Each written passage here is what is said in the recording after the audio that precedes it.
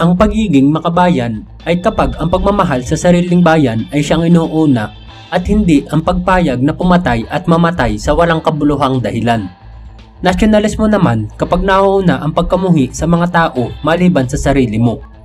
Halika't magbalik tanaw tayo sa kwento ng taong minsan ang nangarap na pagkaisahin ang kanyang lipi. Ang bawiin ang mga teritoryong inaakala nilang pag-aari at pagbuklurin ang kanyang mga tao.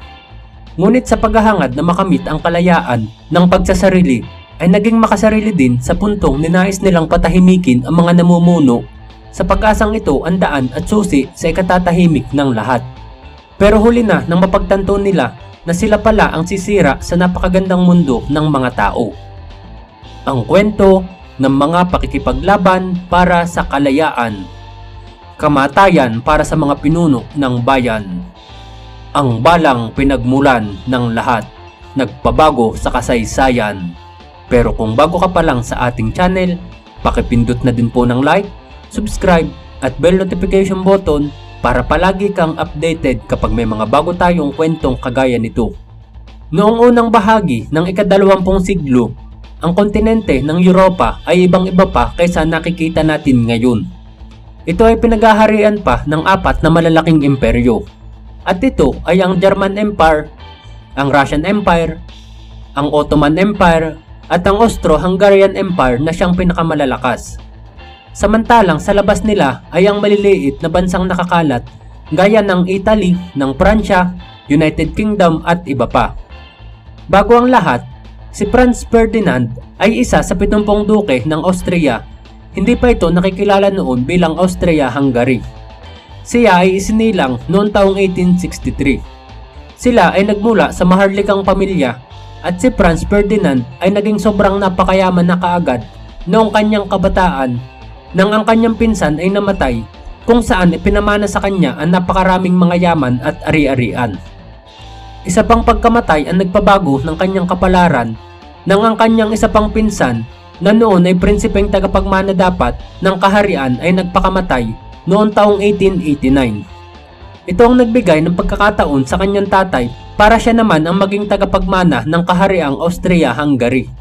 Pero kaagad niyang tinalikuran ang posisyon na ito, kaya't ang pagiging tagapagmanang naiwan ay magiging para sa kanyang anak na si Franz Ferdinand na siyang susunod na magiging pinuno dapat ng kaharian. Pero kung aalamin ng husto ang kanyang kasaysayan, mas maraming mga tao ang ayaw sa kanya maliban na lang sa kanyang asawa na hindi nabibilang o walang dugong maharlika, kaya't hindi siya o sa kanilang mga naging anak ang maaaring humawak ng trono kasunod ng kanilang tatay na si Franz Ferdinand. Ito ang dahilan kaya hindi sila matanggap ng karamihan sa nasasakupan ng kaharian. Isa pang hindi nagustuhan ng mga tao ay ang sobrang hilig mangaso ni Franz Ferdinand na kung saan sa buong talambuhay niya ay nakapatay siya ng daang-daang libong mga hayop sa kanilang lugar. Napakababa din ng tingin niya sa kanyang mga tao na malimit ay kinukumpara niya sa mga hayop kung mamuhay. Pero kung meron mang katangian ng kahanga-hanga sa kanyang pagkatao, ito ay ang napakagalang niya kung mangusap at mahiligin siya sa kapayapaan kung ang kaharap niya ay ang mga kinatawan ng iba pang mga imperyo noong mga panahon na yun. Ang kaganapan ay nagmula sa timog na rehiyon ng Imperyong Austro-Hungarian sa lupain ng Serbia, kung saan ang kapitbahay nilang Bosnia, Herzegovina ay sinakop ng Austria-Hungary. Una ay noong taong 1878 at ang ikalawa ay noong taong 1908. Ang Bosnia-Herzegovina ay kasamahan din ng mga tribong nakatira sa Serbia, kaya tiniisip nilang ito ay sakop pa rin ng kanilang teritoryo na inaangkin naman ng Austria-Hungary. Kaya't ang mga Serbian ay sapilitang ipinatatapon o inaalis sa pwesto ang mga namumuno sa Bosnia at Herzegovina nang di nalalaman ng Austria-Hungary. Lalo pang uminit ang hidwaan ng dalawang ito noong buwan ng Mayo taong 1911, panahon kung saan nabuo ang isang organisasyon ng mga makabayang Bosnia at Serbia na tinatawag na Black Hand na nakilala rin sa bansag na pagkakaisa o kamatayan. Sila ay sekretong samahan ng mga revolusyonaryo na ang pangunahing layunin ay bawiin ang kanilang mga teritoryo hanggang sa mga hangganan at bumuo ng isang nagkakaisang Serbs. Samantalang si Franz Ferdinand na siyang susunod na pinuno ng Austria-Hungary ay meron ding sariling pamantayan ukol sa bagay na ito. Bagamat kinuha nila ang teritoryo ng Bosnia at Herzegovina, ay may layunin naman itong pagkaisahin din ang lahat ng mga Serbians doon at isapi sa imperyo ng Austria-Hungary bilang pangatlong miyembro na maaaring magkaroon ng kinatawan sa mahalagang posisyon sa buong imperyo. Bagamat maganda ang intensyon, ito ay hindi pinabura ng mas nakararaming mga tao doon dahil ang gusto naman nila ay ang pagkakaroon ng iisa at hiwalay na Serbian nation. Sa kabilang banda, bagamat hindi kasapi ng samahan ng Black Hand si Gavrilo Princip na nagmula sa isang mahirap na pamilya sa kanlurang bahagi ng Bosnia na sinakop ng Austria-Hungary, ay maaga naman siyang namulat sa kalagayang politikal ng kanilang bansa. 13 anyos pa lang siya noong mga panahon na yun nang siya ay sumapi sa samahan ng mga batang Bosnia na ipinaglalaban ang kanilang kalayaan mula sa Austria-Hungary. Pagkatapos niyang dumalo sa mga pagkikilos laban sa mga mananakop, si Gavrilo Princip ay pinatalsik sa kanyang paaralan, dahilan para magtungo siya sa Serbia upang doon ipagpatuloy ang kanyang pag-aaral. Nang maganap ang unang Balkan War ng Serbia laban sa Ottoman Empire, si Princip ay nagpatala sa hanay ng mga Serbs, ngunit siya ay hindi pinayagang makapasok sa sandatahang lakas dahil siya ay masyado pang mahina at maliit pa sa kanyang kabataan. Taong 1913, dahil sa hindi inaasahang tagumpay ng mga Serbs sa digmaan laban sa Ottoman, ang gobernur ng Austria na nakabase sa Bosnia ay nagdeklara ng state of emergency. Nagpatupad din sila ng batas militar at pinagbawalan ang lahat ng Serbs na nandoon sa mga pagtitipon sa publiko, ipinasarado ang mga kultural at mga pang-edukasyong samahan upang mawala ang parlamento. Dahil bago yun ay nagkaroon din ng bigong asasinasyon sa mataas na leader ng Bosnia na ipinadala ng Austria-Hungary sa bayan ni Gavrilo Princip. Dahil sa paghihigpit na yun ng mga mananakop, kinumbinsi ni Princip ang iba pa niyang mga kasama sa mga kabataang Bosnia na ipagpatuloy ang mga asasinasyon sa mga pinuno ng imperyo. 19 anyos na siya noon nang makilala niya ang iba pang mga miyembro ng revolusyonaryo sa Serbia, kabilang na ang mga miyembro ng Black Hand na karamihan ay mga estudyante ring kagaya nila at mga ipinatapong politiko sa lugar dahil sa paglalaban nila sa kanilang mga pinapaniwalaan. Minsan sa isang pahayagan ay nakita nila ang nakatakdang pagbisita ni Franz Ferdinand at ng asawa niya sa Sarajevo na siyang kapitolyo ng kanilang sinakop na Bosnia at Herzegovina sa darating na ika-28 ng Hunyo taong 1914. Para sa mga batang Bosnian at Black Hand ay napakagandang pagkakataon noon para kanilang likidahin ang susunod na pinuno ng Imperyong Austro-Hungarian.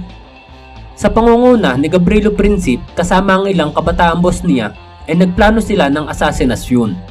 Nagtungo sila sa isang opisyal na major ng Serbia na isa rin sa mga founder ng Black Hand at sumang-ayon siya sa mga plano ni Gavrilo Princip at sila ay binigyan nito ng mga armas na kakailanganin. Armado ng 6 na bomba, 4 na pistol at tig-1 kapsul ng cyanide na kanilang iinumin oras na may sagawa ang asasinasyon upang hindi sila mahuling buhay. Nang dumating ang takdang oras, 7 assassin sa pangunguna ni Princip ang kumalat sa lugar sa daraanan ng konvoy ni Archduke Franz Ferdinand. Sila ay nakatakdang dumaan muna sa isang katatapos lang na ginawang garrison bago tumulak sa City Hall para pasinayaan ang bagong gawang museo. Samantalang ang mga assassins ay mayroong tig-1 bomba na hawak na nakahalo sa mga tao. Ngunit ang mga batang revolusyonaryong ito ay nangangamba o nahihirapan sa kanilang mga gagawin dahil sa dami ng mga alalay ng Archduke. Napagtanto nila na mas madaling titigan ang mga plano kaysa sa katuparan ang mga ito. Nang dumaan ang konvoy ng Duke sa tapat ng unang assassin, ay kinain siya ng kaba sa kanyang dibdib at di niya naihagis ang bomba nang dumaan sa tapat niya ang sinasakyan ni Franz Ferdinand at asawa nito. Ganito rin ang sinapit ng ikalawang assassin ay hindi rin niya naihagis ang granada dahil sa sobrang takot nang paparating na ang sasakyan ng target. Pero ang ikatlong assassin na daraanan ay pilit pinaglabanan ang takot at buong lakas niyang ihinagis ang bomba sa sasakyan ni Franz Ferdinand. Ngunit ito ay hindi kaagad sumabog at gumulong pa sa ilalim ng kasunod na sasakyan sa konvoy na siyang nagtamo ng pinsala. Walang namatay sa pagsabog, ngunit 20 tao ang malubhang nasugatan. Nang makitang nabigo ang plano ay kaagad na isinubo ng ikatlong assassins na ito ang cyanide bago ito tumalon sa kalapit na ilog para magpakamatay. Pero sa kasamaang palad, ang cyanide na ininom pala niya ay luma na kaya wala nang masyadong epekto. Sa halip na mamatay ay nagsuka lamang ang batang estudyante at sa kanyang pagtalon sa ilog, sa halip na maanod ng agos ay hindi pa pala lumagpas sa tuhod ang tubig nito dahil na rin sa naega nung panahon ng tag-init. Kaya't ang kawawang bata ay nahuli at pinahirapan ng husto bago dalhin sa presinto. Sa pangyayaring iyon, nang makita ng iba pa na nabigo ang plano nila, sila ay umalis na sa lugar at nakatakdang magkita-kita sa isang kapihan sa kabilang kanto upang doon talakayin ang susunod nilang gagawin at pag-usapan ang mga bagay kung bakit sila humantong sa kabiguan. Sobrang nadismaya ng husto si Gabrielo Princip sa kanilang kabiguan na yun at siya buong panghihinayang na tumulak patungong kapihan para makipagkita sa iba. Pero sa di inaasahang pagkakataon, sa pag-aakalang wala ng pagkakataon para malapitan nila ang duke dahil sa tindi ng seguridad na inilapat dito, ay nagpasya pala si Franz Ferdinand na bumisita muna sa hospital upang alamin ang kalagayan ng mga sugatan sa pagsabog bago sila dumiretso sa museo.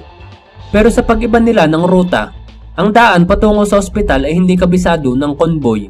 At sa kakatuwang pagkakataon, nang dumating si Gabrielo Princip sa labas ng kapihan, ay siya namang paglikodin sa kanto na yun ang convoy ni Franz Ferdinand.